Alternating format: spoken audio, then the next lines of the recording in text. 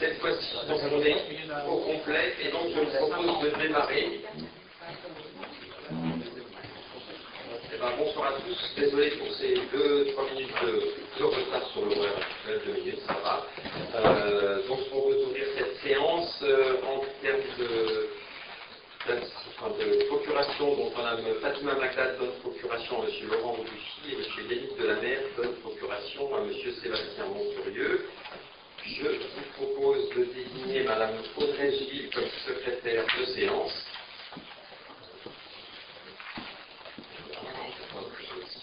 Très bien, Mme Gilles. En termes d'information, vous informez d'une évolution sur les délégations au sein de notre conseil municipal. Vu comme ça ne fait pas l'objet, comme ça n'arrive rien, ça ne fait pas l'objet d'une délibération, mais bien évidemment, il est important qu'on soit tous informés. Donc j'ai retiré, enfin en tenant la délégation, parce que comme c'est un arrêté, c'est une désignation par le maire, il y a les délégations de M. Richard Fernandez et puis de M. Luc Chevrel, qui pour des raisons qui leur appartiennent, et notamment de disponibilité, ont sollicité le retrait de leur délégation, donc sécurité, pièce Fadel pour M. Chevrel, et puis ressources humaines pour M. Fernandez. Donc moi je voulais vraiment les remercier de leur dévouement pendant la première moitié de ce mandat, où les chantiers et les dossiers n'ont pas manqué pour l'un comme pour l'autre. Merci de l'énergie du temps passé. Alors vous restez conseillers municipaux, donc on compte bien évidemment sur votre engagement au sein des différentes commissions du conseil municipal pour les 3 ans qui restent. Mais peut-être que vous voulez l'un et l'autre dire un petit mot, et dans ce cas-là, je vous laisse la parole.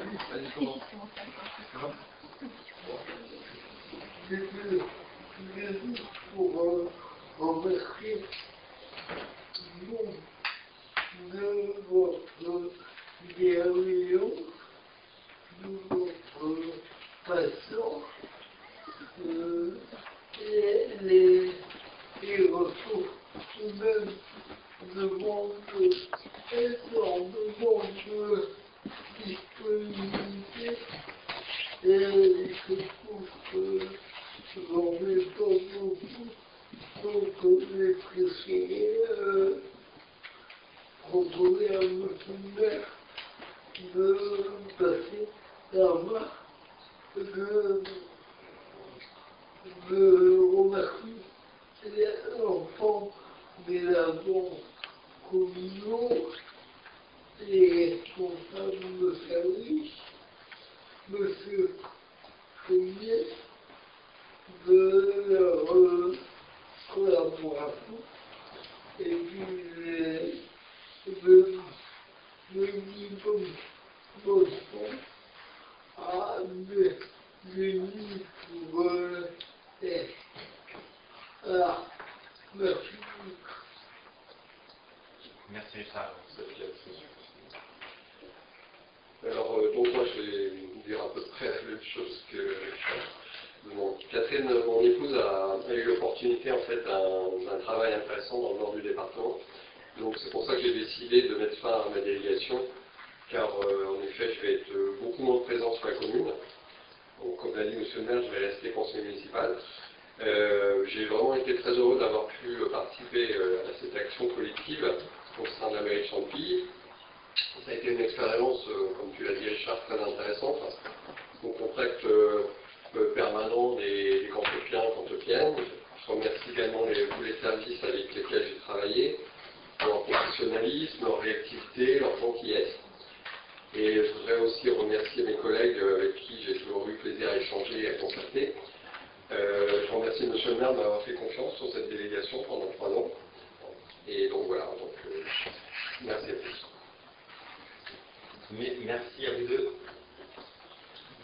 Monsieur Aubuchy.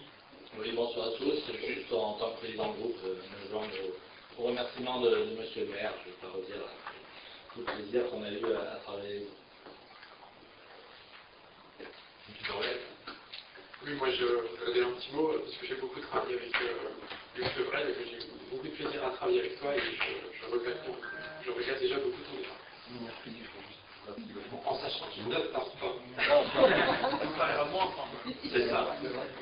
Et pour poursuivre en termes d'information, voilà, comme c'est des délégations importantes, et que je vous rappelle qu'il y avait déjà un conseiller délégué qui, compte tenu de sa démission, M. Chienvé, voilà, il y avait un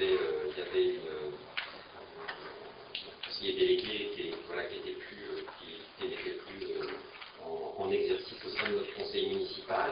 Donc voilà, je vais prendre à compter du 1er juillet 3 nouveaux arrêtés de délégation pour 3 nouveaux conseillers. Donc voilà, donc monsieur Tony Quéron qui va reprendre voilà, à peu près dans la même configuration les dossiers de monsieur Fernandez sur toute la... il y a un délégué au personnel, effectivement, il est toujours en lien avec Madame Mourion, adjointe aux finances et au personnel. Donc voilà, donc ça a été travaillé. Monsieur Quéron est déjà dans le comité social territorial depuis un moment, donc voilà, il y aura tout l'été pour préciser l'utilisation des délégations.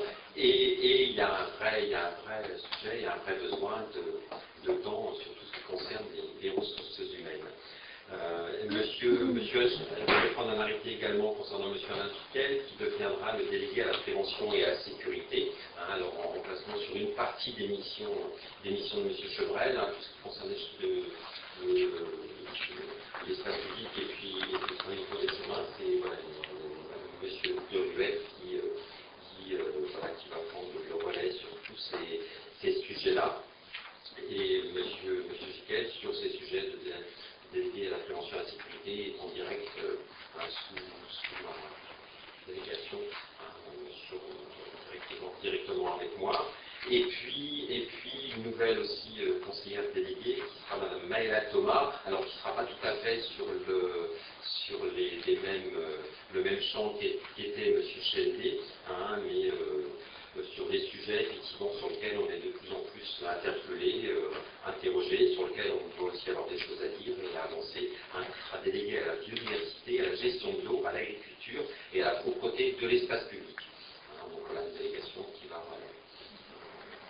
aussi continuer à travailler, qui est large, donc voilà, il faut qu'on voit avec le lien avec les différents autres élus, parce que ce sont aussi des dossiers qui vont toucher telle ou telle autre délégation. Donc écoutez, bienvenue à vous dans cette nouvelle délégation, et puis ça va être au plaisir également de travailler encore plus ensemble que ce qu'on faisait dans le cadre de votre rôle de conseiller municipal. Juste vous informer aussi que je vais prendre des arrêtés, voilà, on a aussi travaillé à dispatcher certaines fonctions sur des fonctions alors, qui n'ont pas avec des indemnités, mais M.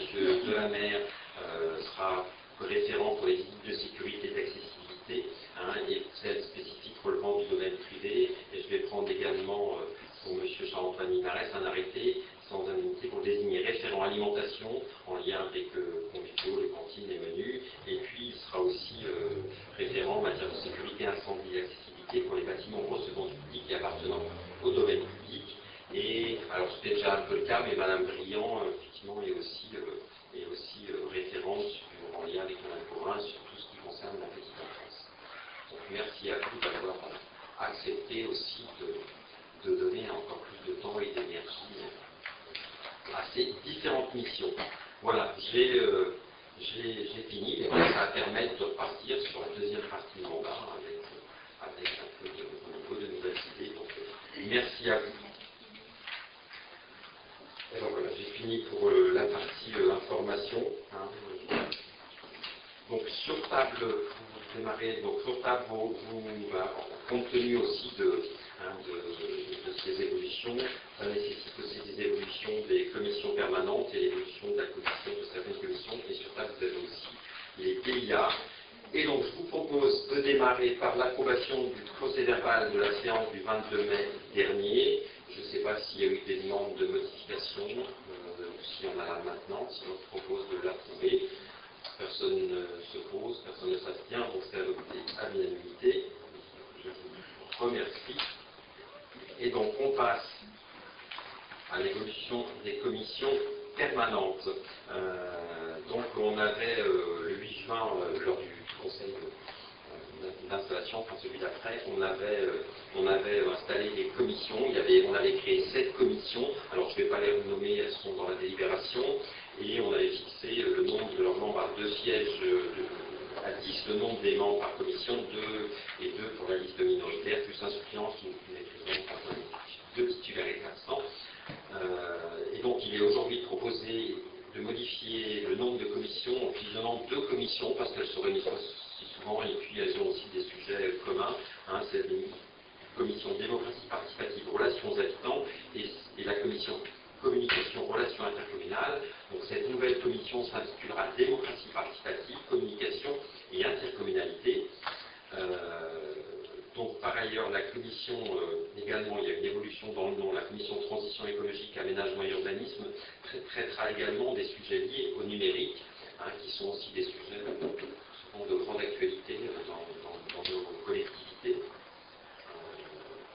Et donc voilà, il vous est donc proposé de supprimer les 2 commissions, commission démocratie participative, relations aux habitants et celle de commission communication, relations intercommunales, de créer une nouvelle commission démocratie participative, communication et intercommunalité, dire que la commission de transition écologique, aménagement et urbanisme s'intitulera transition écologique, aménagement et urbanisme numérique, de fixer le nombre de commissions d'instruction à 6 au lieu de 7, de fixer le nombre de membres de la commission à 10, dont 2 pour la liste minoritaire, mais ça ne change pas, d'arrêter la composition comme suit, donc seront présentes, ça ne change pas, alors ici, Mme Asquette et Mme Schumacher seront les 2 vice-présidentes, c'était déjà les 2 vice-présidentes de chacune des commissions, s'y ajoute la commission donc Mme Aurion, Mme Briand, M. Monterieux, M. Quéron, Mme Gilles, M. Caillard, M. David et Mme Hardy, et comme suppléant de la minorité, c'est Mme Lebrun. Et dire que le règlement intérieur du conseil municipal sera adapté en conséquence. Donc voilà. Est-ce que ça suscite des interventions? Non. Je propose de passer au vote, donc il n'y a pas d'opposition, pas d'abstention. Je vous remercie. On fait aussi l'évolution de la composition de certaines commissions. Donc il est proposé aux membres du conseil municipal de se prononcer sur l'évolution de la composition des commissions suivantes qui ont été créées par délibération du 8 juin 2020, modifiées en 2021, puis en 2022, puis 2 fois en 2022, et la dernière fois le 27 février 2023. Donc il est proposé des modifications ci-dessous. Commission animation de la cité associative, culturelle et sportive, c'est donc M. Charles-Antoine Linares remplace Mme Maëla Thomas. Sur la commission de transition écologique, aménagement et urbanisme et numérique, donc Maëla Thomas remplace M. Charles-Antoine Linares. Et sur la commission cohésion sociale, jeunesse, école, François Briand remplace F. Schumacher. Donc voilà, ce mercato des commissions va s'étudier à l'évolution des délégations et puis des disponibilités de certains. Est-ce que ça suscite des interventions, des oppositions, des abstentions? Ça adopte à l'unanimité. Je vous remercie. Monsieur Rebuffy, la commercialisation du Maxilo 4 sur les rives du Blône.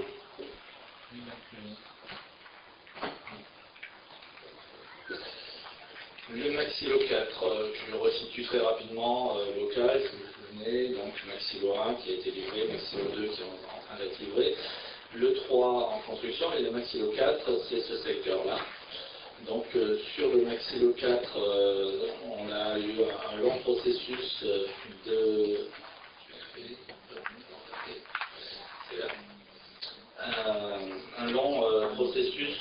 pour l'attribution de ce Maxilo. Processus qui a commencé en 2021 par la consultation de l'ALEC pour renforcer ce qu'on va appeler le cahier des charges, qui s'appelle le cahier des prescriptions architecturales, etc. Le cahier des charges que l'on impose aux promoteurs. Donc on est allé dans ce cahier des charges au-delà de la réglementation et revendeurs en demandant plus de matériaux biosourcés pour garantir un certain confort d'été notamment. Alors, je ne sais pas si vous savez, mais par exemple la différence entre un isolant en laine de verre, la chaleur met 4 heures à se diffuser dans le logement, sur la laine de roche, ça met 10 heures, donc ça change tout, notamment en confort d'été, qui devient une problématique en plus de l'isolation l'hiver. On a également demandé des performances en étanchéité d'hier supérieures à l'NR20. Une fois que ce cahier des charges avait été, on a également précisé à l'intérieur qu'on souhaitait mettre en place un pôle de santé de 500 m² qui va accueillir un certain nombre de professionnels de santé qui sont soit déjà installés dans la commune, soit qui vont venir renforcer l'offre de soins sur la commune. On a également imposé 25% de logements d'accession sociale, alors que normalement c'est 15%. Donc sur ce maxi-là, on a demandé d'aller un petit peu plus loin sur l'accession sociale, 20% de locatif social et puis le reste en privé. Voilà, la consultation, la première phase de la consultation s'est déroulée de juin à octobre 2022. On a examiné 13 projets, on en a retenu 4 retenus en phase 2. La commission spéciale d'attribution s'est réunie une première fois en décembre. Et j'en profite pour remercier tous les membres de la commission spéciale d'attribution, des élus, et ici présents, pour le travail qui a été fait en commission, et bien entendu les services, et notamment le pôle aménagement et travaux, qui a mis en musique toute cette consultation. Et sachez que c'est un long travail en regardant chacune des offres, c'est à peu près un document comme ceci, et donc il faut éplucher pour voir les propositions de chaque promoteur. Et donc, suite à l'examen de ces 4 retenus en phase 2, et une fois qu'ils ont précisé leurs offres, et on a également reçu les équipes en audition en avril, les membres de la CSAF, Commission spéciale d'attribution foncière, ont aidé bien sûr de l'avis de l'architecte urbaniste de la ZAC et d'un cabinet de paysagiste, ont noté les 4 candidatures en attribuant des points sur l'insertion dans le site, 30 points, 50 points sur la qualité architecturale, paysagère et les performances énergétiques, et des aménagements ou locaux proposés, et 20 points sur le prix d'acquisition. Et donc, suite à ce travail, alors les 4 projets, on va pas les présenter aujourd'hui, on va présenter le lauréat, et vous avez des planches aussi qui sont à l'arrière ici, vous pouvez regarder à la fin du conseil municipal. Donc on avait des projets très différents, certains qui étaient très vertueux en termes de performance énergétique, mais qui répondaient un petit peu moins au plan de masse qui avait été proposé, d'autres des parkings silos. Et le projet qui a été retenu, c'est le projet porté par Nexity, que je vais vous présenter rapidement. Donc, pour se repérer ici, on a le rond-point du Pont-Bœuf, et donc on est sur l'avenue Charles de Gaulle dans ce sens-là, et l'ancienne route qui est le fils de traversée urbaine qui sera comme ça. Donc vous voyez un projet qui dans les éléments qui ont plu à la commission, on va dire, présente un cœur d'îlot très vert, puisque le thème c'était l'eau de fraîcheur, et qui avec des nous pour la rétention des eaux, une cuve de récupération des eaux, des locaux, des parkings en autopartage, des locaux vélos bien entendu, des performances bioclimatisme des bio moins 10%, donc un peu encore mieux on va dire. L'isolation fera que tous les bâtiments bien sûr seront en DPE classe A. Alors on a des pompes à chaleur RO, on a 6500 m² d'espace vert, et puis 10 logements participatifs qui vont se situer ici au sud, tout à fait au sud. Et donc ce programme-là de logement participatif, le temps que la concertation se mette en place, aidée par une association qui s'appelle Époque, ces maisons-là vont partir avec un décalage d'à peu près 6 mois par rapport au reste. Voilà, on a dans la proposition, on a 2 locaux de 50 m² qui seront à disposition soit de la mairie, soit de l'UGCAM qui proposait, c'est un travail qui a été fait avec l'UGCAM pour proposer un logement en colocation senior, et puis un logement pour accueillir les parents, on va dire, des résidents de l'UGCAM. Voilà les principaux points que l'on peut relever. Je vais vous montrer rapidement quelques planches, quelques vues. Donc ici, on est à l'intérieur du cœur de l'îlot. Je faisais référence au nous tout à l'heure, qu'on voit ici. Donc du rez-de-chaussée plus 2 plus camp, ou du rez-de-chaussée plus 2 plus terrasse attique. Voilà une autre vue. Une vue d'un balcon situé en R+2, avec des espaces communs, du coup, à l'intérieur du cœur des lots. Des garages à vélo ici, par exemple. Donc là, on a la traversée urbaine dans laquelle passeront aussi les piétons et vélos. Et puis, donc, le projet a évolué avec des percées plus importantes. Là, on arrive du sud, et puis on aura une petite placette ici, et c'est autour de cette placette qu'on a souhaité rassembler les principaux commerces. Donc vous avez ici par exemple une pharmacie, mais bon, ça pourrait être ailleurs, mais qui est proposé, donc des commerces en pied d'immeuble ici et ici, pour faire une animation en entrée de ville ici, autour d'une petite placette, qui va être en regard avec l'équipement qui est à côté. Encore une nouvelle vue. La traversée urbaine. Et donc si, après cette courte présentation, je ne sais pas s'il y a des questions.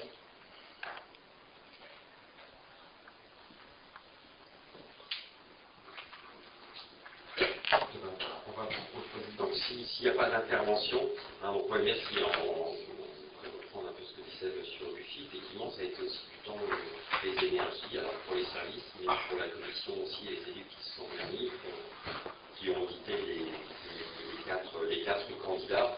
Donc voilà, c'est un travail passionnant, intéressant, et puis d'échanger entre nous sur les plus et les moins de chaque projet. Effectivement, c'est très enrichissant, mais voilà, c'est aussi ça prend du temps. Et puis on sait que la décision qu'on prend, elle est pas nulle, parce que c'est aussi des familles qui vont vivre à ces endroits-là. Donc voilà, il faut aussi se projeter et se dire est-ce qu'on aimerait vivre dans ces endroits. Tout en tenant compte effectivement du fait qu'il faut qu'on densifie, qu'il faut qu'on soit extrêmement vertueux sur nos constructions. Bon, voilà. Donc s'il n'y a pas d'intervention, il est proposé donc au Conseil d'attribuer le Maxilo 4 au groupement Nexity Archipel 4 Accession pour la réalisation du projet présenté par l'agence Exploration Architecture, intitulé Le Sol Blanc, classé en première position pour la construction d'environ 170 logements, 1450 m² de cellules d'activité, dont un pôle santé de 400 m², le tout représentant une surface de plancher d'environ 13 300 m², pour un montant de cession de 5 100 000 € hors frais, taxes et droits d'enregistrement applicables.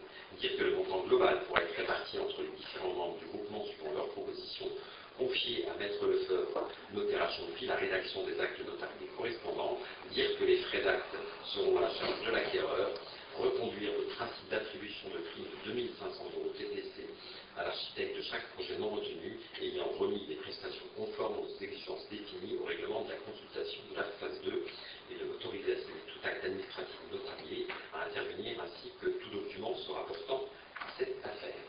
Est-ce qu'il y a des oppositions, des abstentions? C'est adopté à l'unanimité. Je vous remercie de bien accompagner ce projet. Merci à tous.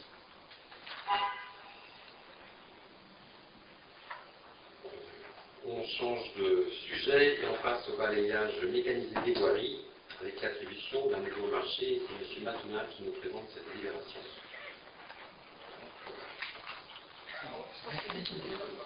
Ben oui.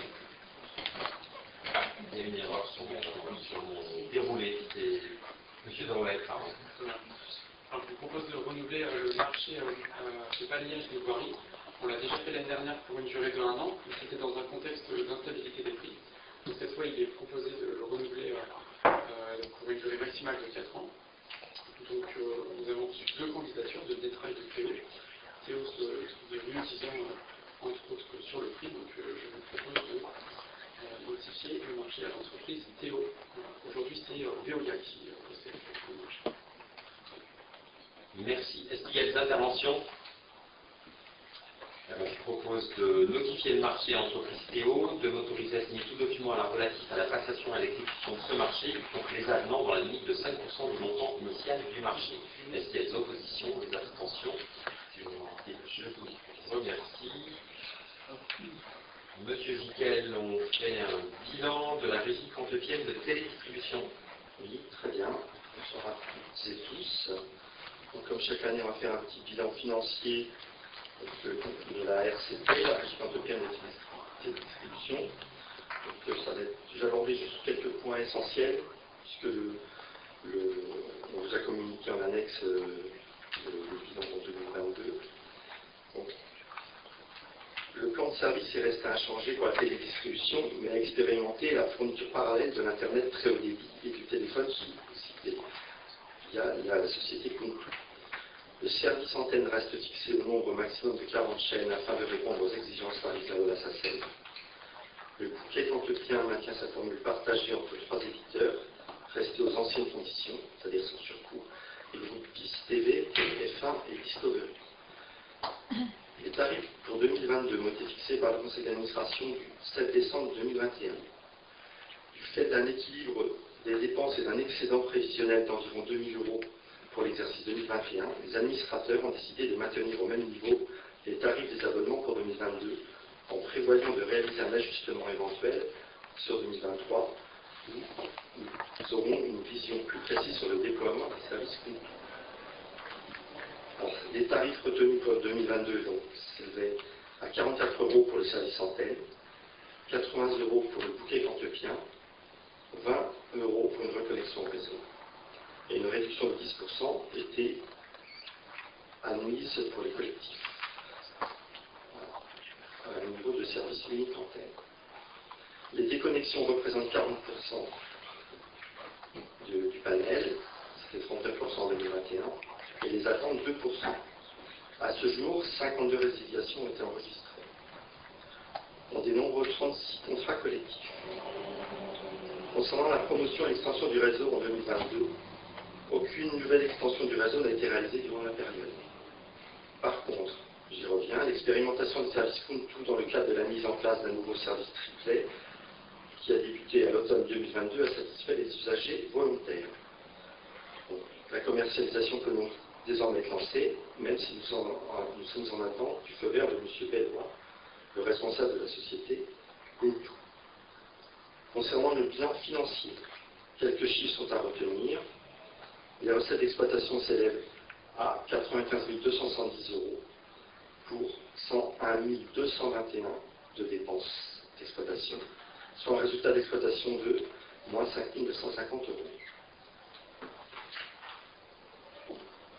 Donc les résultats cumulés à la clôture sont de 18 841,08 en fonctionnement, 36 192,85 en investissement, soit un total de 55 039 €.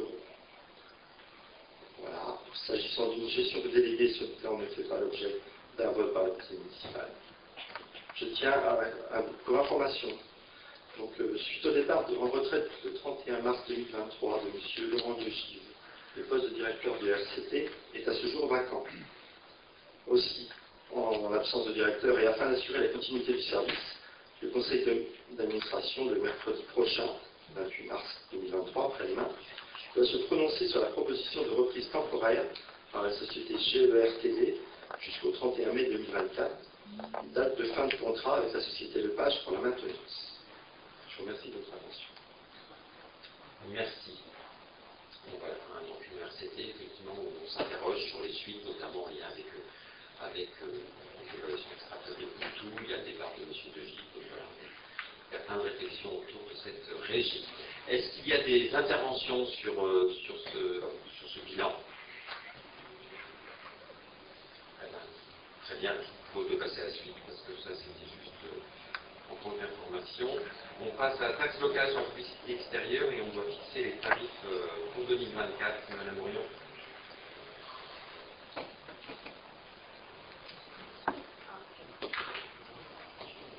Parce que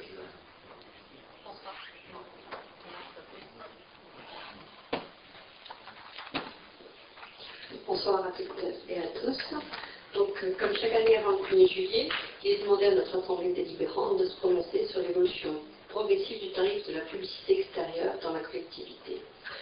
Pour rappel, donc, les tarifs sont relevés chaque année dans une proportion maximale égale au taux de croissance de l'indice des prix à la consommation hors tabac de l'année précédente. Et étant donné que nous avons connu une inflation record en 2022, l'actualisation des tarifs TLPE prévoit une augmentation cette année de 6%, applicable en 2024. Pour rappel, les augmentations de la taxe étaient de 2,8% en 2023 et de 0% en 2022 pour cause Covid. Je vous laisse prendre connaissance des tarifs actualisés pour l'année 2024 dans le tableau de la délibération qui vous a été fourni. Et donc le Conseil municipal est invité à se prononcer sur cette proposition de tarif maximum au titre de la taxe locale sur la publicité extérieure proposée pour l'année 2024. Je vous remercie. Merci. Est-ce qu'il y a une intervention? Je propose de passer au vote. Est-ce qu'il y a des oppositions, des abstentions? C'est adopté à l'unanimité. Je vous remercie.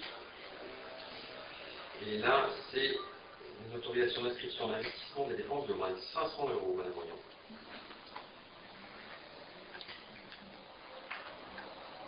Donc, les dépenses de la commune sont inscrites soit en fonctionnement, soit en investissement selon des critères définis entre autres par le Trésor public. Donc, ainsi, les dépenses classées en investissement doivent entraîner une augmentation de la valeur du patrimoine communal, présenter un caractère de durabilité. Est-ce que tu peux couper ton micro, s'il te plaît? Merci. Et avoir une durée d'utilisation supérieure à une année. Et de plus, dans les cas des biens meubles, d'un montant unitaire inférieur à 500 € TTC, ceci peut être assimilé à des biens immobilisés, c'est-à-dire des investissements, dans la mesure où ils figurent dans une liste fixée par délibération. Donc le Conseil municipal a voté en 2017 une délibération listant les éléments à imputer en investissement. Et donc il est proposé aujourd'hui de compléter cette liste dont vous pouvez prendre connaissance dans la délibération en y ajoutant les dépenses de fourniture électrique. Et donc il est proposé au Conseil municipal de délibérer pour imputer en investissement les achats de fourniture électrique dès lors qu'elles entraînent une augmentation de la valeur du patrimoine communal, sont rattachées à une opération ou à un projet précis et de les ajouter à la liste énumérée ci-dessus. Cette délibération va entre autres nous servir dans le cadre de l'extension de la médiathèque actuellement en cours et donc dans les achats de fourniture électrique. Merci. Merci. Merci. Est-ce qu'il y a des interventions? Je propose de passer au vote. Donc voilà, qui s'oppose, qui s'abstient, c'est adopté à l'unanimité. Je vous remercie. Monsieur Fernandez va nous présenter ces deux dernières délibérations au titre de sa délégation aux ressources humaines.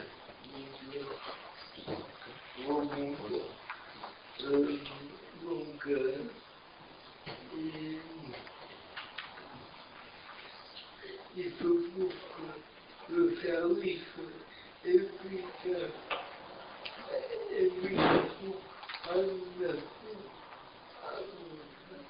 quand même depuis quelques mois un problème qu'il y a la réponse et on m'arrête pas assez long. Donc, considérant les besoins des services, qui est important, puisqu'il y a une soixantaine de postes à gérer, il est proposé d'être à mon soir d'un moment à temps complet, à compter de 21 août 2023, pour élèves et sont de responsables de ce service. C'est donc pour elle, pour que ça soit un fonctionnaire relevant du cabinet de la base territoriale, ou par un contrat fait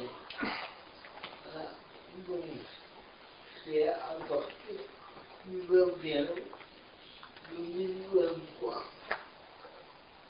Voilà. Merci, M. Fernandez. Donc, est-ce qu'il y a des interventions concernant cette création d'emploi en catégorie 1?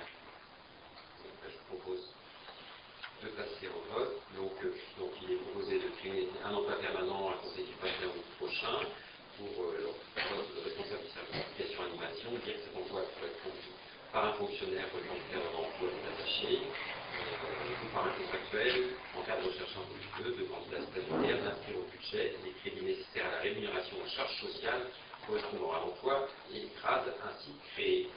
Est-ce que de conditions, des abstentions, unanimité? Merci. Maintenant, une délibération sur les tickets restaurants, notamment qui va améliorer substantiellement la vie de nos contractuels. Donc, si vous vous rappelez, le 21 mai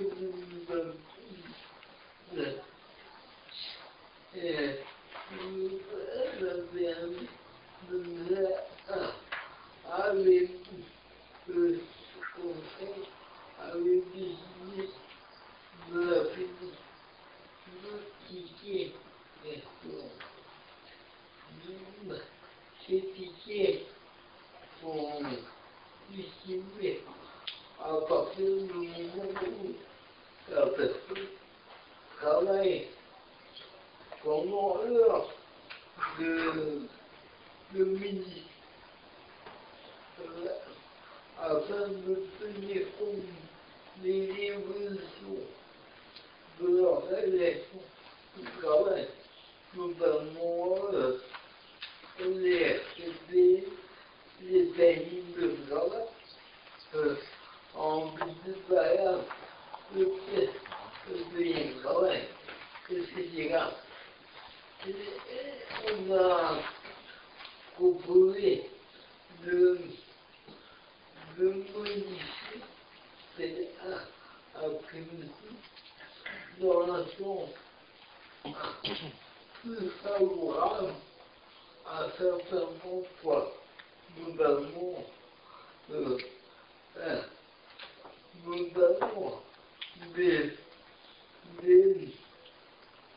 ne plus faire de l'indiscrétion entre contractuels pour emploi permanent et contractuels pour emploi non permanent.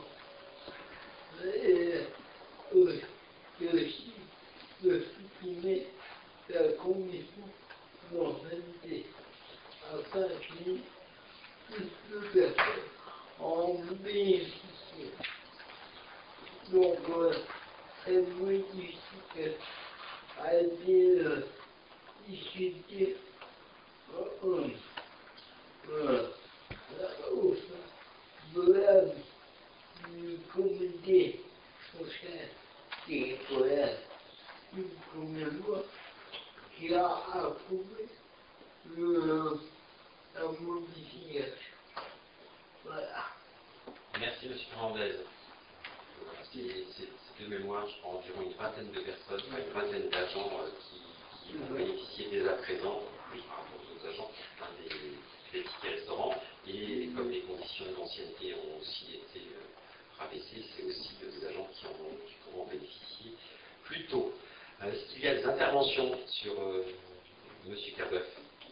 Bonsoir à toutes et à tous. Une simple question. Il est visé dans la délibération l'avis du comité social territorial. Et quelle était la nature de l'avis? Il était favorable. À l'unanimité. Ouais.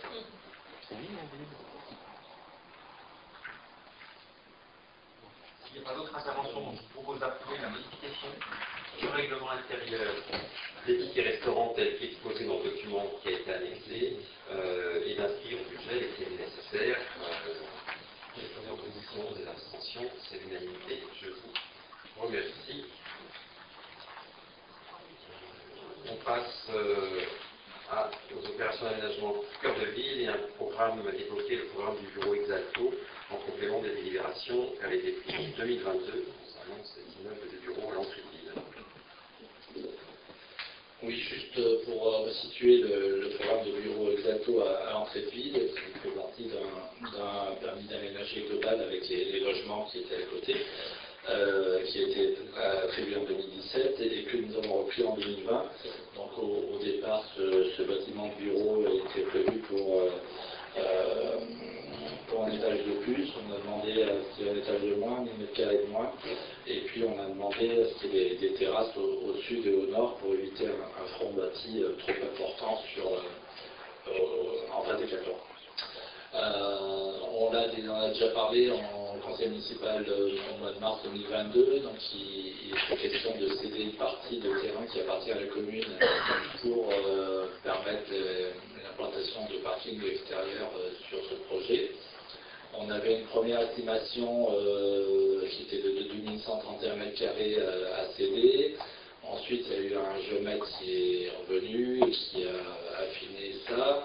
Donc, on a fait une seconde délibération pour 2104 m². Et puis, au moment du permis de dépôt, du permis de construire, en fait, le projet a légèrement bougé. C'est pas très important, mais donc, le bâtiment qui est ici est légèrement un petit peu plus à l'ouest. Et donc, on a une bande de terrain ici qui va élargir un tout petit peu le trottoir, mais qui du coup va être rétrocédé à la commune. Et puis en échange, le redécoupage des 2000 m² là, qui se situe ici. Alors, je ne sais pas si vous arrivez à vous repérer, ici c'est la 4 voies, et puis ici c'est la bretelle qui monte sur la 4 voies. Donc c'est un terrain qui est vraiment en limite de l'échangeur de la 4 voies et de la déchetterie. Et donc sur ce terrain, du coup, il y a eu un nouveau bordage. Et la délibération d'aujourd'hui consiste à fixer, on l'espère une fois pour toutes, mais là on en est au stade de permis de construire, donc ça devrait être définitif, du coup d'arrêter la surface cédée à 2127 m², si au moins j'ai le prix de cession, et donc le prix de cession on en attendait 95 200 € et on obtiendra 96 350 €. Et du coup, le reste, la petite bande de terrain sera cédée à la commune gratuitement.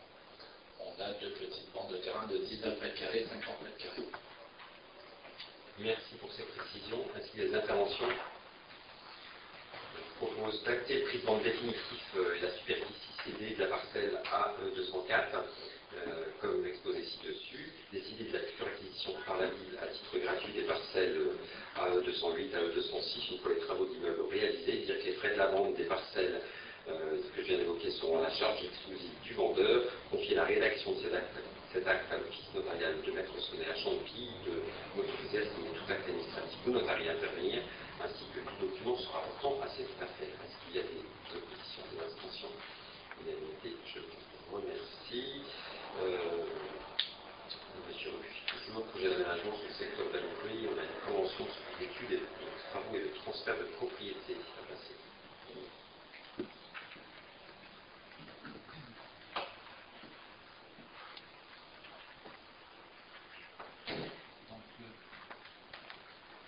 Le temps de rouvrir le fichier. Donc là, on est sur le projet le projet porté par l'ONE, de 122 logements sur le site de l'EDES. Et il va être question, comme vous avez pu le voir dans la délibération, de définir les équipements à rétrocéder à terme à la ville. Et donc notamment les espaces verts, les cheminements doux,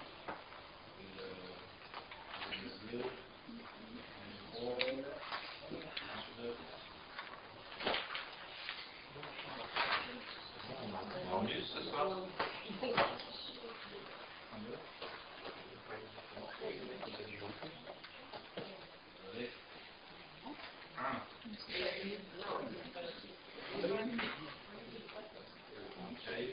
Un, deux, c'est fini à conseil municipal. Donc les espaces verts, les cheminements doux, la voie pompier, les eaux paysagères, l'artère, le génie civil de communication, c'est-à-dire les chambres et les fours. Alors peut-être juste pour rappeler un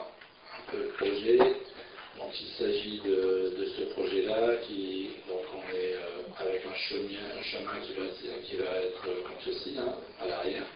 Un autre chemin ici. Un cheminement qui amène vers un petit bois qui se situe ici.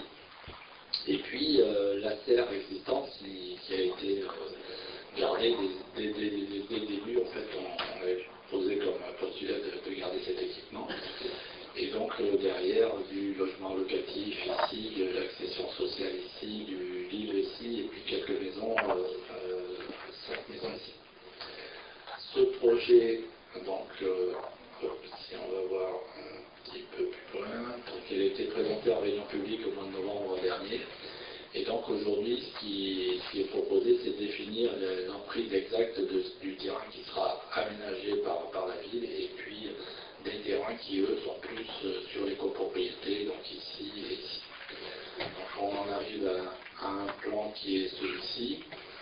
On a souhaité garder donc tous les espaces, avoir un découpage comment dire, assez logique pour que les jardiniers de la ville ou des ASL puissent savoir où s'arrêtent les terrains qu'ils ont à entretenir.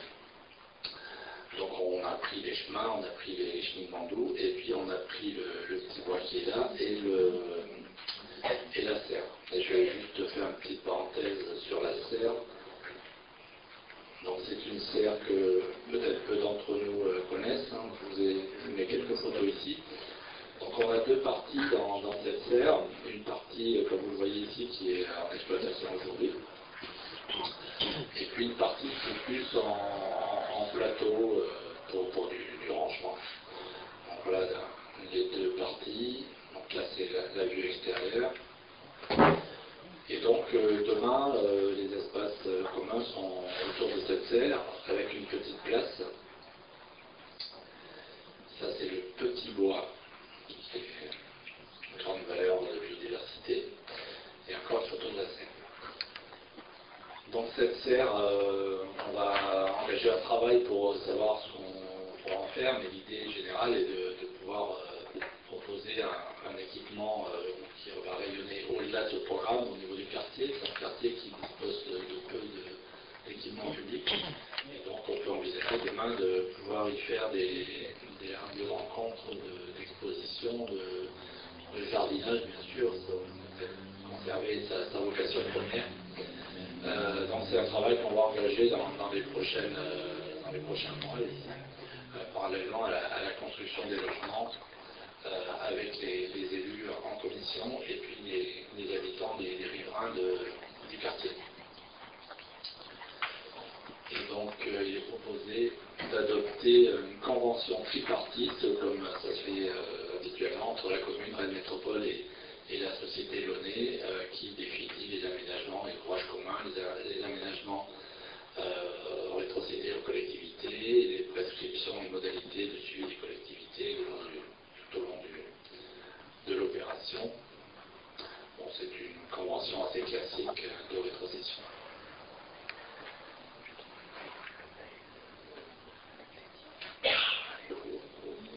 Merci pour toutes ces petits détails sur effectivement les disponibilités. Et la serre, on voit bien qu'on est sur un espace qui va être de grande qualité. Est-ce qu'il y a une intervention?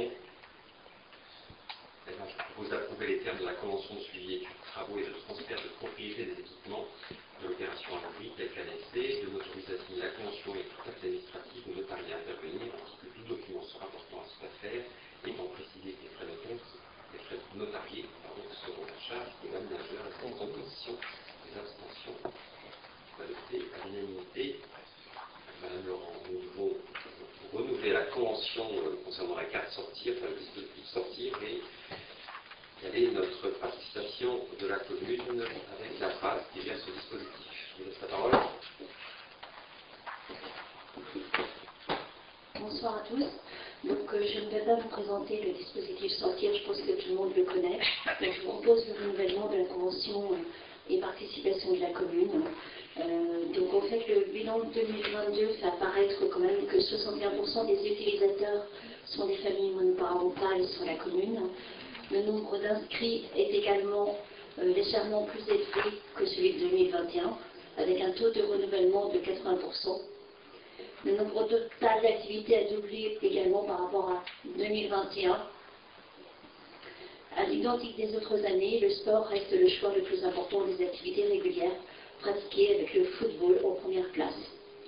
Voilà, vous avez donc le tableau financier et donc le réalisé communal pour 2022 à 26 045 € pour le financement de la commune et une participation de Rennes Métropole de 6 511 €. Donc au regard de ce bilan, il est donc souhaitable de nous renouveler la convention tripartite pour permettre aux bénéficiaires de poursuivre leurs activités et de s'inscrire aux activités de la rentrée associative et sportive donc, de septembre. La participation prévisionnelle 2023 pour la commune via le CCAS s'élèverait à 27 000 €. Merci. Il y a un peu de Larsen. Une marche François. De Larsen. Est-ce qu'il y a des interventions concernant cette participation et cette convention? Donc, je propose d'approuver les termes de la convention si annexée, de renouveler la convention avec la phrase pour l'année 2023 pour 27 000 € et de m'autoriser à signer ainsi que tout document relatif à la convention. Est-ce qu'il y a des oppositions, des abstentions? Je vous remercie. Passons au crédit d'éveil pour nos écoles, Madame Corin. Donc, comme vous savez, le conseil municipal accorde aux écoles maternelles et élémentaires publiques et privées de Champy sous forme de subvention des crédits dits d'éveil qui sont calculés à partir d'un forfait par élève. Cette année, le forfait a été réévalué à 17,34 €, une baisse de moins 5% une baisse de 5% par rapport aux années précédentes, en lien avec le budget qui a été voté au mois de mars. L'enveloppe totale pour l'année 2023 est de 16 482 €.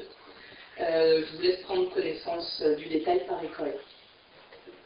Merci. Des interventions. Donc, je vous propose de voter les montants des crédits d'éveil tels qu'ils sont précisés ci-dessus pour l'année 2023. Est-ce qu'il y a des oppositions, des abstentions, des unanités? Merci. Et on passe au financement pour nos participations pour les classes transplantées.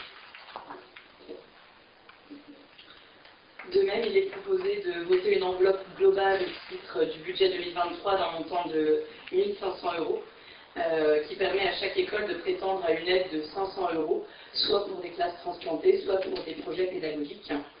Cette subvention sera versée sur le compte de la coopérative scolaire, une fois que la demande a été reçue par les services, puis validée en bureau, puis en conseil municipal. Merci. Est-ce qu'il y a des interventions? Je vous propose de voter le montant de 1 500 € pour 2023 au profit des classes transplantées. Est-ce qu'il y a des oppositions, des abstentions? C'est unanimité. Merci. Et on doit revenir sur une délibération qu'on avait prise concernant notre subvention pour les classes bilingues bretons. Oui, tout à fait. Lors des séances de mars et de mai, le conseil municipal a voté une subvention de 1 803 € pour un élève cantopien de maternelle et un élève d'élémentaire scolarisé à l'école Diwan de Rennes, ainsi qu'une subvention de 401 € à destination de l'école privée bilingue breton Saint-Michel, toujours située à Rennes, pour un élève d'élémentaire. Le montant de ces deux subventions a été calculé sur le coût moyen départemental d'un élève. Et la préfecture nous demande aujourd'hui de revoir ces montants, puisque les deux collectivités disposent d'une école publique. Ainsi, la participation cantopienne doit être égale soit au coût des écoles de la collectivité, soit au coût de la commune d'accueil, à savoir Rennes, en retenant le moins élevé des deux. Il est donc proposé de retenir les coûts de la ville de Rennes, ce qui donne le vote d'une subvention de 1 689,38 € pour Diwan et de 587,67 € pour Saint-Michel. Merci. Y a-t-il des interventions? Sinon, je vous invite à voter une subvention de 1 189,38 € à Diwan Voisine de Rennes, une subvention de 587,67 € à l'école privée de Saint-Michel de Rennes, d'inscrire les dépenses correspondantes sur les crédits ouverts au budget communal à l'article 657-42, subvention aux personnes de droit privé. Est-ce qu'il y a des oppositions, des abstentions? Merci. Nous devons décider de notre subvention pour l'année 2023 à l'école de musique et de danse du Suède. Monsieur Montorieux. Oui, bonsoir. Donc, pour deuxième part des élèves du territoire au Suède et derrière Auvergne-sur-Seine. Donc le mois dernier, nous avons redéfini donc, le mode de calcul des participations communales en intégrant les frais de fonctionnement des locaux de Verne et de Champy dans les modalités de calcul de la participation financière. Et donc ce mois-ci, je vous propose de voter la participation financière de la commune à l'école de musique et de danse du Suède d'un montant de 213 530,84 €. Donc pour mémoire, la participation était fixée à 540 000 € sur les années précédentes, et donc avec la prise en charge des frais de fonctionnement, donc le montant total s'élève à 608 093,72 €. Merci. Y a-t-il une intervention? Je vous propose de voter la participation financière de la commune à l'école de musique et de danse du Suède pour un montant de 213 530,84 € pour l'année 2023. Est-ce qu'il y a des oppositions, des abstentions? Je vous remercie.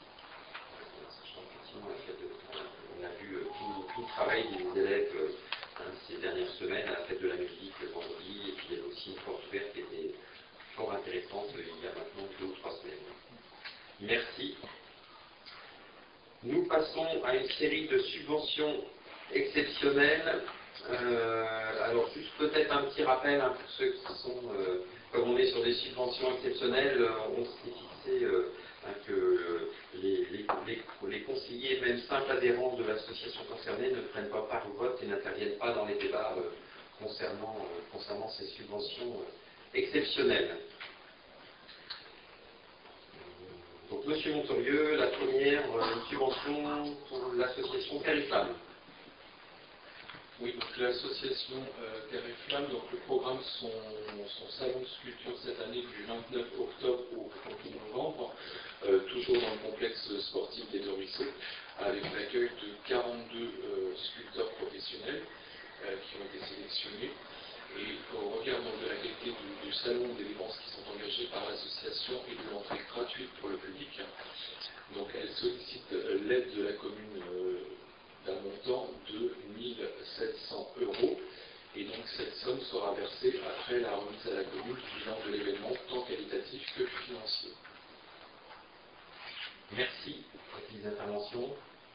Je propose de voter ce montant de 1 700 € à l'association Terre et Flamme, marqué à la dépense sur les crédits ouverts au budget communal, à la 157-42, subvention aux personnes de droit privé, dire que la somme sera versée après la remise à la commune du bilan de l'événement tant qu'elle fait financier. Est-ce qu'il y a des oppositions, des abstentions, à l'unanimité? Merci. On passe à la subvention pour l'association Champy Solidarité Nord-Sud. Oui, donc il concerne l'électrification d'une école à Canadena. Donc l'association a identifié cette année un nouveau projet et elle sollicite donc l'aide de la commune. C'est la construction d'un dispositif d'électrification qui permettra à l'école de bénéficier d'un éclairage pour 6 classes et 7 logements d'enseignants, ainsi que d'un réseau électrique pour les ordinateurs. Donc les autres partenaires institutionnels sollicités par l'association sont le syndicat de l'énergie 35, les conseils régionaux et départementaux et les autorités locales du Burkina Faso. Et il est proposé donc au conseil municipal de contribuer à hauteur de 1 500 €. Merci. Est-ce qu'il y a des interventions? Je participe au vote. Voilà. Qui ne participe pas au vote? Moi également. On est 4 à ne pas participer au vote, c'est ça? Très bien. Est-ce qu'il y a des oppositions, des abstentions? C'est à l'unanimité. Merci. Et une subvention exceptionnelle pour l'association Champy Initiative. Oui, donc une subvention exceptionnelle qui fait suite au concert qui a eu lieu le 11 mars dernier au complexe des Deux Ruisseaux à l'occasion de la journée des droits des femmes.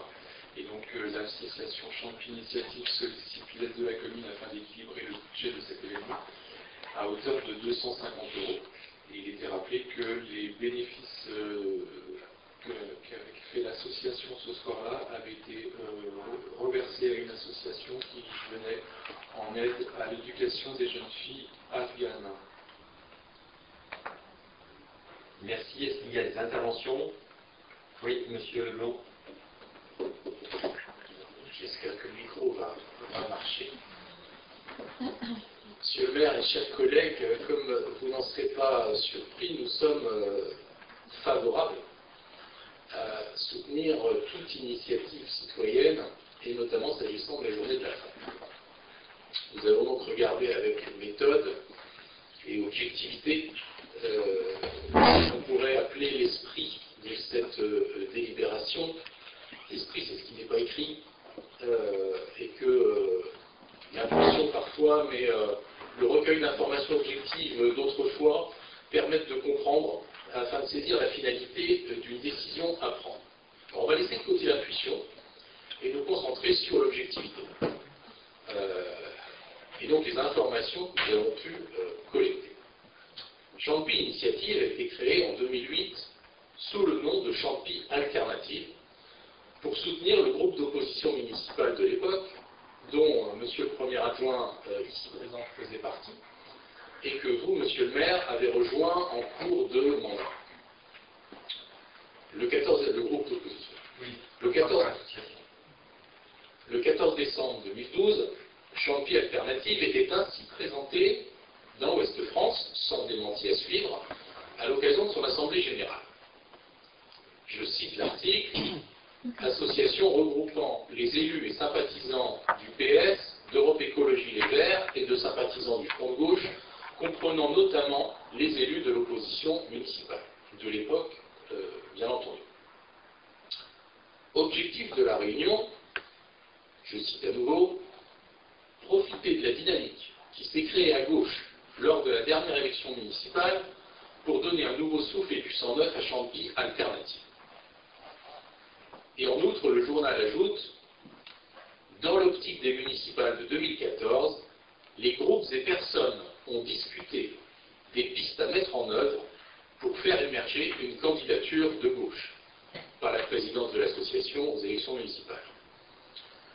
27 juin 2013, le journal local annonce que vous-même, monsieur le maire, alors élu municipal d'opposition, aviez été désigné comme tête de liste pour les élections municipales de 2014 par des militants de Champy Alternative, du Parti Socialiste, du Front de Gauche et d'Europe Écologie Les Verts. Mais déjà à cette époque, vous aviez joué sur les mots et entretenir la confusion. Vous disiez que, suite à la déception qui fut la vôtre de l'élection de 2008, vous aviez, et je vous cite, alors participé à la création de Champy Alternative, un mouvement citoyen. Et dans la même interview, vous disiez que votre équipe politique comprenait, je cite à nouveau, des personnes de Champy Alternative, du PS et des membres d'Europe Écologie Les Verts. Quelques mois passent, et suite à votre défaite de 2014, l'association poursuit sa route, et le 3 décembre, on y arrive enfin, le titre de Ouest France non démenti est clair sur la filiation. L'association Champy Alternative devient Champy Initiative. Le but de cette association est évoqué. Rassembler les Cantepiens autour d'initiatives citoyennes et d'activités sociales, culturelles et de loisirs. Mais le président de l'époque de l'association s'empresse d'ajouter qu'une des priorités, j'insiste sur le mot priorité, sera le soutien aux 6 élus de la liste Champy Unie, Dynamique et Solidaire en leur apportant notre appui lors des conseils municipaux et en répondant à leurs sollicitations plurielles. Tellement citoyenne et surtout tellement neutre que le président de l'association ajoute que Champy Initiative souhaite qu'à gauche, un responsable de groupe soit distingué de façon incontestable et il se félicite, le président, je vais le citer à nouveau, Gilles Drelin, ex-candidat à la mairie, ait volontiers accepté ce rôle. L'association, qui porte déjà son nom actuel, s'intéresse toujours d'aussi près aux stratégies politiques du groupe d'élus que vous présidez.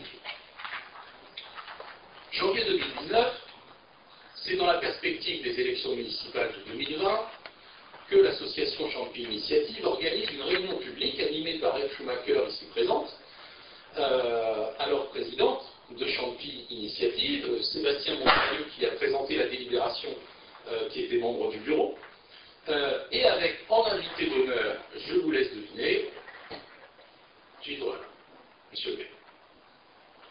Je précise que, bien que citoyenne et sans doute tout aussi neutre, l'association n'a jamais cherché à joindre d'autres candidats pour un quelconque débat ou un quelconque échange, et ce depuis sa création en 2008.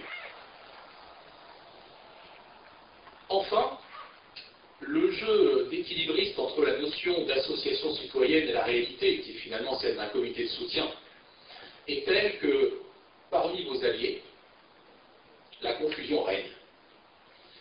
Fin 2019, en réaction cette fois à un communiqué de presse effectué par un membre d'Europe Écologie Les Verts, 4 membres cantepiens de ce parti, dont 3 sont présents autour de la table ce soir en tant qu'élus de votre groupe, affirment dans Ouest France qu'Europe Écologie Les Verts avait décidé de ne constituer qu'une liste, qui est tout à fait leur droit. Et je cite, afin d'éviter les scénarios de 2008 et 2014, et de travailler avec le groupe de Champy Initiative. Ça n'a pas été démenti. Évidemment, après votre élection, les citoyens neutres, mais néanmoins soutiens affichés, qui sont devenus élus municipaux, Mme Schumacher, M. Montérieux, M. Fernandez et M. Chevret, respectivement ancienne présidente, ancien secrétaire, ancien trésorier adjoint de l'association en question, doivent démissionner de leur poste dans l'association citoyenne, ce qu'ils feront. Mais que vos soutiens se rassurent, ils ont été remplacés par 3 anciens élus de vos groupes d'opposition successifs, ainsi que la conjointe d'un actuel conseiller municipal. Donc, monsieur le maire, si le soutien à nos concitoyens pour des initiatives citoyennes et déconnectées de la politique locale relève évidemment du rôle des élus municipaux et reçoit tout notre soutien, nous ne trouvons pas citoyen du tout de financer une association dont l'engagement politique en votre faveur est démontré, et pas très citoyen non plus que vous sollicitiez les élus et les finances municipales pour ce faire. Nous vous demandons donc de retirer cette proposition de subvention. Si jamais vous décidez de la maintenir, évidemment, nous voterons contre cette subvention. Merci. Je ne sais pas quoi dire, monsieur Leblond. Vous avez passé une énergie à faire l'émission, mais il faut qu'on garde ça parce qu'effectivement ça pourra alimenter les archives de Champy Alternative puis Initiative, effectivement. Ah oui, Champy, alors moi je ne suis pas dans le bureau de cette association, nous pourrons éventuellement réagir à un autre moment cette association. Oui, ben, je ne dément rien de ce que vous dites. Enfin, je veux dire, qu'est-ce que vous voulez que je vous dise, moi on a une association citoyenne qui a aussi, vous ne l'avez pas évoqué, qui a aussi animé en son temps les grands débats que vous aviez, le grand débat national que vous n'aviez pas voulu faire, et on l'avait fait, l'association l'avait fait. Et j'étais présent, mais vous savez, je ne vais pas prendre part au vote. Hein, d'ailleurs, en fait, je pense que je n'ai même pas le droit de m'exprimer. Mais vous ferez que vous n'étiez pas membre. Mais si, je suis pas dans le bureau. Donc vous êtes membre. Ah oui, je suis adhérent. Oui, je suis adhérent. Je ne vais pas prendre part au vote. Je ne sais même pas si j'ai le droit d'en échanger, ce qui est embêtant. Enfin, c'est fait. Oui, c'est fait. On a attaqué. Mais oui, mais c'est pareil pour eux. Enfin, passons notre temps à autre chose. Enfin, je veux dire, cette manifestation, maintenant que je suis parti, de toute façon, cette manifestation a été un succès. Après, c'est sûr. Moi, Monsieur Gaillard. Merci, monsieur. Effectivement, vous avez évoqué, monsieur Leblond, EELV. C'est-à-dire qu'il y a des temporalités et des raisons d'exister de cette association qui ont changé. C'est-à-dire qu'effectivement, au départ, c'était un soutien aux élus d'opposition quand vous-même étiez dans la majorité. Quand vous avez parlé de 2012 faisait plus, on aurait pu après parler de 2000, à la veille de 2019, à la veille du mandat, nous avons décidé de fusionner pour faire une seule liste, effectivement. Mais il y avait une mouvance, il y avait une mouvance autour de la personnalité et de la candidature de M. Drelin, effectivement. Mais nous, en tant qu'ELV, nous sommes un parti politique. Donc ce n'est pas tout à fait la même chose. Nous avons voulu que ELV se rallie à cette mouvance. Et nous l'avons officialisé effectivement par un article dans le journal. On l'a effectivement mentionné. Donc c'est pas tout à fait la même chose. Et Champi Alternative, qui est devenu Champi Initiative, son rôle, c'est pas à moi de dire, je ne suis pas du tout dans le bureau de cette association, quand on voit le travail qu'elle réalise sur la commune, c'est plutôt des initiatives d'animation et de vulgarisation et de convivialité autour de certains thèmes qui l'intéressent. Voilà. Donc je veux vous dire qu'on ne faut pas mélanger les torchons et les serviettes. Nous sommes un parti politique. Moi je suis porte-parole ELV de Champy. Je vais exciter vos propos. Merci, M. Gaillard. M. Robuffy. Oui, je suis un petit peu concerné, hein, comme monsieur le maire. Je crois qu'on est rentré dans la politique politicienne. On vous avait pas entendu jusqu'à présent. On vous avait pas entendu jusqu'à présent, ben voilà, on a un sujet pour ce soir. Bon, ben, que dire, vous avez fait l'historique de l'association. En effet, c'était au départ une association de soutien, on va pas nier ce que vous avez dit.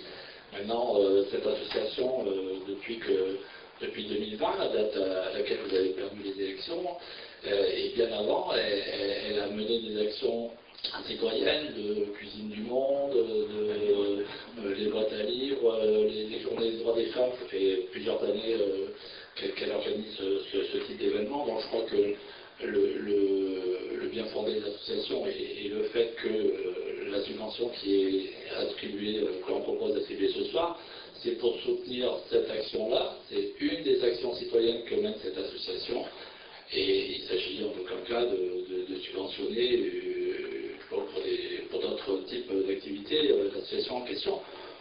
Bon, moi, je trouve que c'est la polémique un petit peu facile, un petit peu gratuite. Je me souviens d'ailleurs que vous étiez opposé à l'époque à l'installation des boîtes à livres sur l'espace public qu'avait proposé cette association. Je crois que voilà, vous êtes dans la continuité de vos décisions et de vos positions.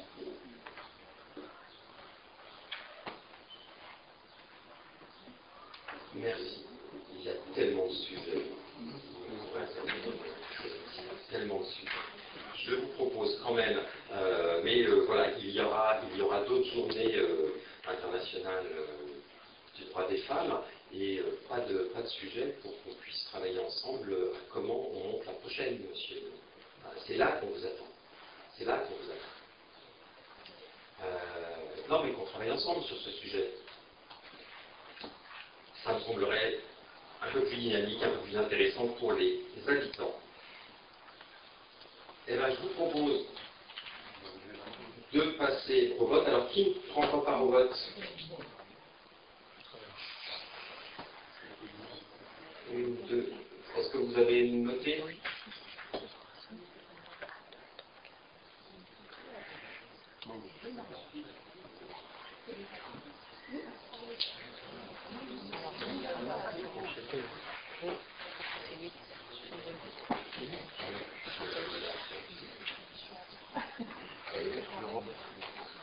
C'est bon? C'est noté? Bon. Vous êtes invité à voter le montant de 250 € à l'association Champi Initiative. Vous imputez la dépense correspondante sur les crédits ouverts au budget communal à l'article 157-42 intitulé Subventions personnelles de droit privé. Est-ce qu'il y a des oppositions? Question de vote. Comme vous avez confirmé l'ensemble des éléments objectifs qui ont été donnés, comme on a pu constater le nombre important d'élus qui n'ont pas pris part au vote, et que le rapporteur lui-même ne prend pas part au vote, et vous-même vous êtes interrogé sur le fait que vous puissiez répondre alors que vous avez déjà répondu, nous sommes confortés dans l'idée de voter contre. Très bien. Donc, combien de vous pouvez enlever la main, M. Pablo aussi?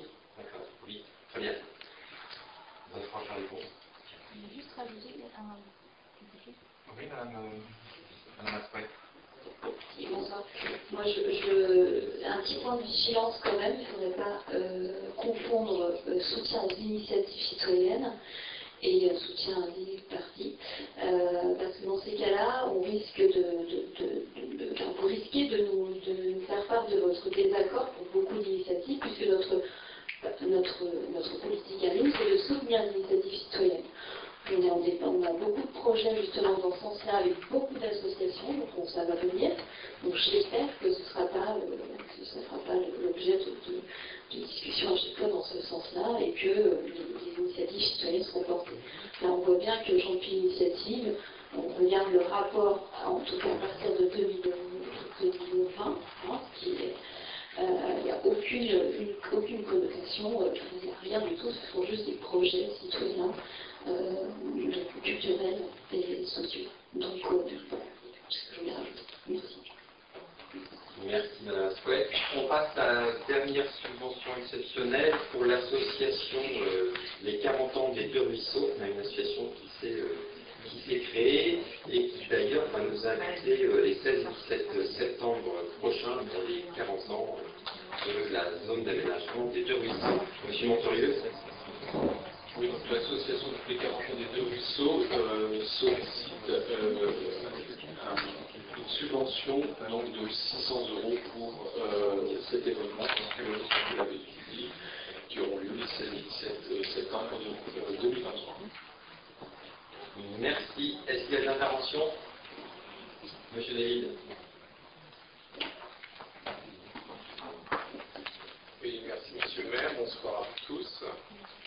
Alors, vous nous proposez à nouveau donc l'attribution d'une subvention dite exceptionnelle à une nouvelle association, une association qui sera en charge d'organiser une fête anniversaire pour le 40 ans du quartier des Deux Ruisseaux. Bon, je pense que dans son principe, une telle initiative citoyenne nous semble louable. Donc, je peux nous réjouir de tout ce qui peut contribuer à l'animation des quartiers. D'ailleurs, la fête des voisins est un bon exemple de ce type d'initiative citoyenne, la portée communale. Comme vous avez fait allusion au passé, je rappelle quand même qu'à l'époque, votre soutien, vous aviez voté contre l'adhésion en fait, à l'association nationale qui était support de cette fête des voisins. Mais bon, je passe, c'est pas l'objet de cette délibération. Ceci étant, donc, concernant une subvention exceptionnelle, le conseil municipal, je pense, est en droit d'être plus précisément informé sur ce qui justifie notre contribution à cette manifestation, en plus, je suppose, d'éventuels apports classiques que vous faites en logistique. Et d'autant que vous nous mentionnez qu'il est créé une nouvelle association pour la circonstance. Alors, déjà, on peut s'interroger sur l'objet de cette association.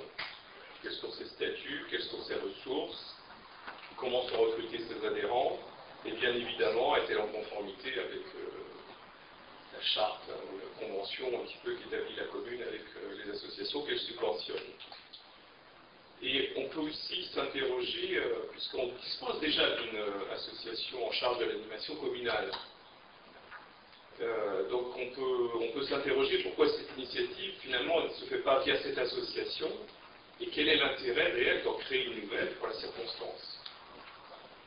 Enfin, une subvention exceptionnelle, c'est une subvention qui est allouée en supplément d'une subvention classique aux associations reconnues par la commune, pour l'organisation d'un événement particulier et dont l'équilibre financier se justifie. Alors là encore, quel est le budget de cette manifestation? Quelle est la contribution au fonds propre de l'association à cette manifestation, si tant est qu'il y en ait? Quelle est la destination des fonds? Je ne pense pas que ça ait été présenté en commission. En résumé, donc, qu'est-ce qui justifie en fait l'allocation d'une telle subvention à une initiative qu'on a de la peine à qualifier aujourd'hui, puisqu'on n'en connaît pas grand-chose? Et enfin, un point qui semble encore plus important, c'est qu'il y a un sujet de précédence et d'équité. Parce que quelle serait notre réponse demain si des résidents du quartier Verlaine, du quartier des Journaux, de la Plante, du centre-ville ou je ne sais trop où, venaient aussi de présenter une telle démarche? Quels seraient nos critères d'attribution si demain, en fait, n'importe quel collectif d'habitants, sous prétexte de constituer en association, souhaitait organiser un moment festif et venait solliciter la commune. Je pense que c'est important d'y penser parce qu'il faut quand même qu'on ait des critères qui soient très objectifs et qui s'appuient sur des règles qui soient clairement établies, de telle sorte que la conformité de ces règles soit appréciée en toute transparence et en toute objectivité. Alors nous estimons qu'aujourd'hui ce n'est pas le cas, au vu des éléments qui ont été portés à notre connaissance, que ce soit au niveau de la commission ou au niveau du conseil municipal, hein, c'était assez succinct. Et donc c'est un peu compliqué d'instruire cette demande compte tenu de l'absence de ce type d'information. Donc par voie de conséquence, on vous demande l'ajournement de ce vote concernant donc cette demande de subvention exceptionnelle, afin que nous puissions avoir des informations qui soient un peu plus précises, un peu plus complètes, et qui nous permettent donc de nous appuyer sur des règles objectives pour exprimer un vote qui soit cette fois-ci dûment éclairé. Merci. Merci à vous. Si vous pouvez éteindre votre micro, monsieur David. C'est bien, enfin, c'est des propos que vous auriez pu tenir en commission, si c'est la question que vous êtes d'ailleurs, ça a été traité. Je vais, voilà, monsieur Montorieux, madame Asquette, puis suivez ce dossier.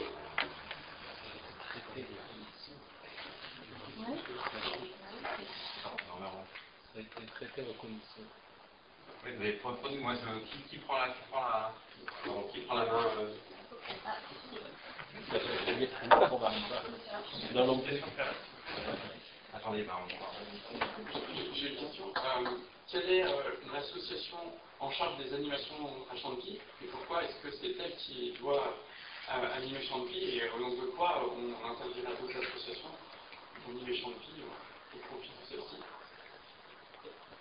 Il existe une association à Chantilly qui s'appelle Chantilly Animation, mais je vous évoquais le point important, le point en fait d'équité et de précédence. C'est-à-dire que quand on a une association qui a déjà un objet identique, on doit s'interroger pourquoi une autre association se ferait sur le même objet, sachant que je n'ai pas les statuts de cette association. Donc déjà, on a un problème de fond. C'est-à-dire qu'on ne connaît pas les statuts de cette association, on ne connaît pas sa raison d'être en tant que telle. Et donc, il y a toute cette inconnue pour lesquelles, en tout cas, on aimerait avoir une clarification, et qui pourrait, à ce moment-là, nous éclairer sur l'intention derrière cette demande de subvention exceptionnelle. D'ailleurs, subvention exceptionnelle, encore faut-il qu'on en connaisse l'objet de cette subvention exceptionnelle, par rapport à quel type de dépenses, pour quel type d'équilibre budgétaire. Et enfin, que deviendrait cette association si demain elle venait à disparaître, puisqu'elle aurait été créée ou elle serait créée par la circonstance. Ce qui veut donc dire que si demain elle est dissoute, qu'est-ce qui se passe de la partie financière? La commune s'engage vis-à-vis d'un financement, donc doit s'engager aussi vis-à-vis de la continuité de l'objet du financement. Voilà, je pense qu'il y a vraiment un sujet de fond. Et d'ailleurs, il n'est pas exclusif de cette opération. Cette opération en tant que telle, que je fais le tour des deux ruisseaux, moi je soutiens cette opération, c'est pas le sujet. Le sujet, c'est un sujet de précédence et d'équité.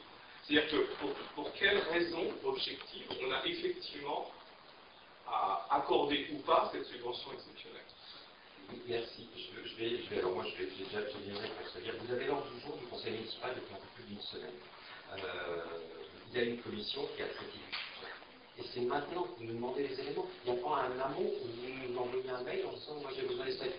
On ne fournit pas le statut de toutes les associations en conseil municipal qui nous sollicitent pour des subventions. On ne vous a pas donné les statuts de telle ou telle association qui vient de voir. C'est pas logique ça. Les précédents, vous évoquiez les précédents sur des attributs de subventions, et c'est ce qu'on fait régulièrement. Il me semble qu'il y a une autre association de quartier qui est aussi sur les ruisseaux, qui s'appelle l'association des Toits du Levant, qui a été aidée à plusieurs reprises, et je ne pense pas que par notre majorité, mais sur des mandats précédents. Pareil, une association qui existe pour son quartier et son micro-quartier. Et c'est plutôt heureux. Moi, je suis très très satisfait que les citoyens se mobilisent pour telle cause, et puis demain c'est Verlaine, c'est très bien, c'est tel autre, c'est très bien. Enfin, en quoi moi je vais dire maintenant, plus d'associations de quartier, plus d'associations de rue, enfin ce serait... on a des énergies, en sachant que ces 40 ans de ruisseau, enfin, c'est un élément constitutif important de notre ville. Il y a des tas d'archives que l'association est en train de compulser pour nous faire un retour sur les 40 ans de cette opération. C'est une partie de l'histoire de la ville. Alors pour revenir à l'histoire, parce que pour avoir rencontré à plusieurs reprises les porteurs de projets, ils ne souhaitaient pas spécifiquement créer une association. Sauf qu'il faut en trouver une qui le porte. Et ben non. Donc l'animation a déjà lâché quelques opérations qu'elle faisait, parce que les personnes, elles n'ont pas automatiquement vocation à se mobiliser à la demande de tous les riverains ou toutes les personnes. Donc là, ce n'était pas envisageable. On a regardé, hein, et pour des raisons d'assurance, de réglementation, il fallait qu'il y ait création d'une association. C'est pas faute d'en avoir échangé avec les porteurs de projet. Hein, et c'est aussi à la demande de la TIC que cette association, enfin de manière transparente, que cette association s'est créée, et c'est plutôt une bonne chose. Donc non, nous n'allons pas reporter cette délibération, quelle que soit votre décision. La manifestation prévue pour le ruisseau, c'est le 17 septembre prochain, enfin 16 et 17 septembre prochain, et il n'est pas question de remettre en cause cette journée, cette animation qui a mobilisé déjà beaucoup et les personnes porteurs du projet, et donc cette association, les élus et les services pour ce faire. Donc voilà, donc je ne retirerai pas cette délibération. Donc, monsieur le maire, vous me confirmez qu'en commission, il a été présenté le budget prévisionnel de cette opération. Je ne sais pas si... mais je n'étais pas en commission. Non, mais vous me dites de participer à une commission. Moi, je suis informé sur ce qui avait été présenté à la commission. Et donc, j'aimerais avoir confirmation si effectivement il y a eu une présentation d'un budget prévisionnel auquel effectivement il était associé à un souhait d'équilibre financier par une contribution communale. Est-ce que ça a été présenté en commission? On pourra vous les présenter. Alors moi, j'ai quand même un peu d'histoire, on l'a rappelé tout à l'heure, hein, dans ce conseil municipal. J'ai participé très longtemps aux anciennes commissions qui distribuaient les subventions, et notamment les subventions personnelles. C'était plutôt moi qui demandais des budgets prévisionnels, mais je les demandais en commission, dit-on. Sauf que, vous êtes en commission, non mais c'est demandez-le. On est sur un sujet particulier, c'est une nouvelle association qui n'a jamais été répertoriée dans nos associations supportées par la commune, qui se crée pour la circonstance sur des objets dont on ignore finalement la finalité et pour lesquels il est demandé une subvention exceptionnelle. C'est tout. Moi je dis simplement que c'est pour éviter, monsieur le maire, c'est pour éviter qu'on ait des soucis futurs par rapport à cette précédence et par rapport à l'équité si d'autres structures venaient nous solliciter sur une démarche équivalente. C'est tout. J'ai pas d'autre sujet que celui-ci. Celui-ci est un vrai sujet de fond. Et c'est un sujet de fond sur toutes les demandes d'associations ou les toutes demandes de financement qu'on peut avoir des associations. Soyez conscients de ça. On sera de toute façon amené à avoir des critères objectifs qui nous permettent de répondre favorablement ou défavorablement. Donc j'essaie simplement d'avoir une information un peu plus précise qui nous permette d'avoir un avis qui soit un avis éclairé. C'est tout. Très bien, merci de votre aide pour nos subventions futures. Monsieur Montorieux. Oui, en commission, effectivement, on n'a pas présenté le budget en total, le budget prévisionnel. C'est vrai qu'on l'avait, moi je l'avais en ma possession, et on n'a pas développé effectivement cette partie. Alors ça, je le concède. Pour en revenir à Champion Animation, donc on va avoir échangé longuement avec eux également sur d'autres projets qu'ils mènent. Eux préfèrent se concentrer parce qu'ils sont plus assez nombreux, donc ils préfèrent se concentrer sur le marché de Noël et sur une activité festive, généralement au mois de mai, au niveau du kiosque. Donc les Toits du Levant ne voulaient pas porter un projet. Il y a des membres de le Levant qui constituent donc cette association qui s'est créée donc uniquement pour cet événement. Et l'essentiel de la subvention qui est demandée de 600 €, elle est pour l'exposition qui se déroulera au kiosque, donc l'exposition sur les 40 ans donc, sur tout ce qui est photographie et mise en page des photographies dans le kiosque. Merci. Et je vous invite à poser des questions en commission pour tous les élus qui représentent la minorité. C'est là que ça se passe. Votre ligne, conseil, et pas des fois sortir de pitch en conseil municipal sous prétexte de nous aider. Il faut qu'on travaille autrement. Je propose de voter le montant de 600 € à l'association Les 40 ans des Deux Ruisseaux, d'imputer la dépense correspondante sur les crédits ouverts au budget communal à l'article 657-42 intitulé Subvention aux personnes de droit privé. Est-ce qu'il y a des oppositions, des abstentions? Eh bien, c'est adopté, moins 8 voix, moins 7 voix. Je vous remercie. Et donc, c'était la dernière délibération. Vous avez le bilan de la gestion déléguée qui est sur les tables. Et je vous rappelle qu'il y a, après ce conseil municipal, un temps convivial pour les élus à un salle des Marais en dessous, juste après. Monsieur Carbeuf, vous avez une annonce, une intervention. Oui, bonsoir à tous et à tous. Je voulais informer le conseil municipal qu'à compter de...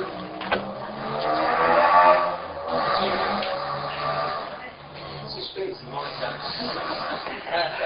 Je voulais annoncer au conseil municipal qu'à compter de la rentrée, mon domicile va évoluer. Je vais déménager en Loire-Atlantique. Par honnêteté vis-à-vis des concitoyens, j'estime que je ne dois pas continuer mon mandat d'élu.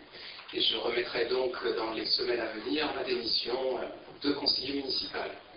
Je voulais vous en informer avant toute autre personne et en profiter pour remercier tous les élus de la majorité ou de la minorité qui, à leur façon, m'ont fait confiance dans ces 15 ans de mandat. Remercier également tous les services avec lesquels j'ai pu travailler lorsque j'avais des délégations, soit à l'urbanisme, puis après au projet culturel, ou encore dans l'intercommunalité de proximité, puisque j'ai eu l'occasion de siéger comme vice-président, puis président au syndicat intercommunal de la zone industrielle sud-est, devenu Écopole Sud-Est, au SUET comme vice-président, et puis aussi au syndicat du bassin versant de la Sèche. Tous ces engagements ont été très riches pour moi, humainement dans les rencontres. En fonction des délégations, on ne rencontre pas les mêmes personnes, mais à chaque fois on apprend énormément. Très riche aussi sur une collectivité où j'étais arrivé finalement peu de temps avant d'être élu, et où le fait d'être élu m'a fait rencontrer beaucoup de monde. Donc c'est un immense sens d'émotion que je vous fais part de cette décision, et je vous souhaite une excellente fin de mandat. Merci à vous, effectivement.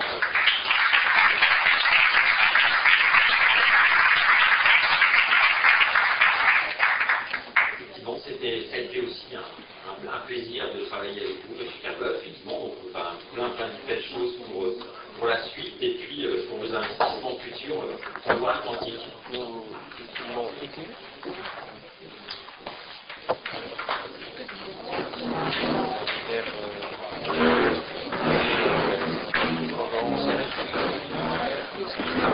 Je vais aller préparer le coup.